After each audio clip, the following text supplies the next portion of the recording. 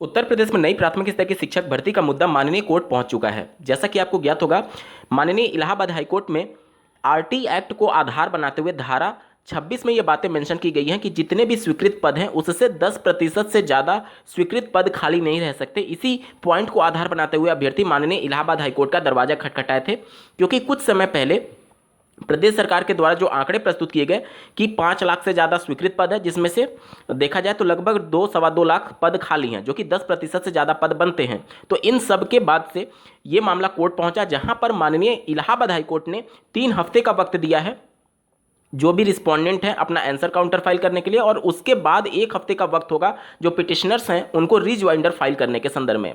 इस मामले में क्या कुछ हो सकता है और क्या कुछ हो रहा है, ये जानना और समझना आपके लिए बेहद जरूरी है। नमस्कार दोस्तों, मेरा नाम है नीरज और आप देख रहे हैं कैरियर बिट यूट्यूब चैनल। अगर आप इस चैनल पर पहली बार विजिट कर रहे हैं तो इसको सब्सक्राइब करते हुए बेल आइकन को प्रेस करना ना भूलें। नई प्राथमिक स्तर की शिक्षक भर्ती का जिस प्रकार से अभी हालात हैं, उस प्रकार के हालात दिल्ली में भी बन चुके हैं। आप स्क्रीन पर एक आर्टिकल देख पा रहे होंगे जो कि दिल्ली में सरकारी शिक्षकों के पद खाली होते हुए भी दिल्ली सरकार भर्ती नहीं कर रही थी। इसके मामले में मामला कोर्ट में गया था। आप स्क्रीन में देख पा रहे होंगे स्कूलों में शिक्षकों के 16,000 से अधिक पद खाली। यहाँ पर जल्दी से देख लेते हैं। उच्च न्यायालय ने मंगलवार को दिल्ली सरकार और नगर निगम स्कूलों में शिक्षकों के खाली पदों की स्थिति और इसे भरने के लिए उठाए गए कदमों को बताने का आदेश दिया। इससे पहले दिल्ली सरकार के शिक्षा निदेशालय ने न्यायालय को बताया कि स्कूलों में 16,000 से अधिक पद शिक्षकों के पद खाली हैं। कुल रिक्तियां 16,546 है। इनमें करीब 3 पद लाइब्रेरियन के हैं।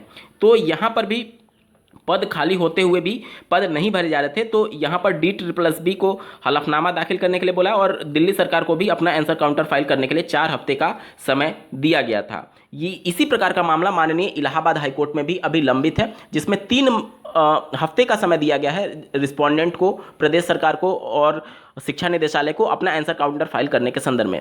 यानी कि कहीं ना कहीं जो सीधे तौर पर यह मामला कहकर टाल दिया जाता था कि हमारे पास शिक्षा मित्र हैं और अनुदेशक हैं, जिसको मिलाने के बाद से मानक अनुपात जो 30:1 होता है उससे नीचे जा चुका है। अब उसी को आधार बनाते हुए एक तरीके से जो शिक्षा निदेशालय है वो बच नहीं सकता, क्योंकि आरटी एक्ट के आधार पर ही शिक्षकों के पद तय होते हैं। और आरटी एक्ट जो है वो अनुदेशक और जो शिक्षा मित्र होते हैं वो शिक्षक के तौर पर काउंट नहीं कर सकते। उसमें साफ शब्दों में मेंशन किया गया है, क्योंकि एटलीस्ट जो शिक्षक बनने के लिए मानक होता है कि आप टेट सीटेट क्वालिफाई होने चाहिए। बहुत से शिक्षा मित्र अभी टेट सीटेट क्वालिफाई नहीं है, तो सीधे तौर पर वो आरटी एक्ट का उल्लंघन है। अगर इन शिक्षा मित्रों और अनुदेशकों को शिक्षक के तौर पर काउंट करते हुए उनको छात्र शिक्षक अनुपात में एक तरीके से काउंट किया जा रहा है, तो निश्चित तौर पर ये मामले जब शिक्षा निदेशालय अपना आंसर काउंटर फाइल करेगा, उसके बाद जो पिटिशनर्स हैं उनको 1 हफ्ते का समय दिया जाएगा अपना आंसर काउंटर फाइल करने के संदर्भ में, यानी कि रिजॉइंडर सबमिट करने के संदर्भ में। तो निश्चित तौर पर कुछ चीज़ें और ज़्यादा क्लियर आउट होंगी। और देखना यह भी दिलचस्प होगा कि शिक्षा निदेशालय और उत्तर प्रदेश सरकार इस मामले में क्या रुख अपनाती है, कि वो किस प्रकार से अनुपात 26:1 को एक तरीके से जस्टिफाई कर पाती है या नहीं कोर्ट में। यह सिर्फ राज्य सरकार का विषय नहीं है कि पद खाली होने के बावजूद भी भर्तियां नहीं की जा रही हैं। केंद्र सरकार में भी इसी प्रकार का माहौल है। आप स्क्रीन पर देख पा रहे होंगे 10 लाख सरकारी पद खाली। अकेले रेलवे में लगभग 3 लाख वैकेंसी है। ये सदन में एक लिखित जवाब में ये बातें निकल करके आई हैं, आप स्क्रीन पर देख पा रहे होंगे। तो 10 लाख पद खाली होने के बावजूद भी अगर भर्तियां नहीं निकल पा रही है, तो निश्चित तौर पर सोचने का और विचार करने का विषय है कि क्या सरकारें गंभीर हैं बेरोजगारी मुद्दे को लेकर के। दिनांक 30 मार्च 2023 के न्यूज़पेपर में एक आर्टिकल प्रकाशित हुआ था, जो कि माननीय सुप्रीम कोर्ट के हवाले से दिया गया है।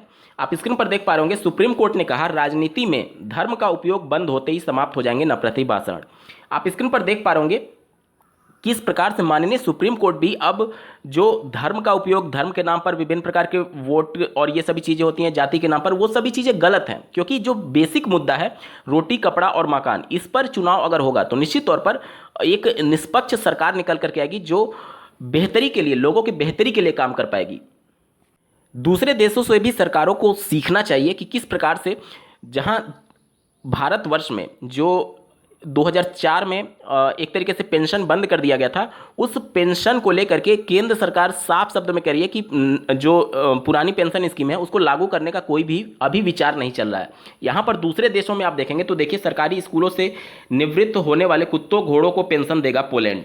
तो यहाँ पर जहाँ दूसरे देशों में जो जानवर सरकारी सेवाओं से, जैसे कि आर्मी में हो गया या फिर सेनाओं में कुत्ते और इस प्रकार के घोड़े होते हैं, उनको एक तरीके से सेवा समाप्त होने के बाद भी सरकारी सुविधाएं देने के लिए यहाँ पर कानून बनाया जा रहा है दूसरे देशों में। वहीं अगर भारतवर्ष की बात करें तो यहाँ पर जानवरों से भी बदतर सरकारी अफसर्स को, सरकारी जो कर्मचारी होते हैं उनको माना जा रहा है, उनको पेंशन से बाहर रखा जा रहा है। तो अब ये सोचने का विषय है कि क्या सरकारें लोगों की बेहतरी के लिए काम कर रही है या फिर एक तरीके से माननीय सुप्रीम कोर्ट ने जो स्टेटमेंट दिया है वो काफ़ी हद तक सही है। आप लोग कमेंट के माध्यम से जरूर बताइएगा। ऐसे ही महत्वपूर्ण अपडेट के लिए चैनल को सब्सक्राइब करना ना भूलें। इस वीडियो को देखने के लिए आपका बहुत बहुत धन्यवाद। भगवान करे आपका दिन शुभ हो।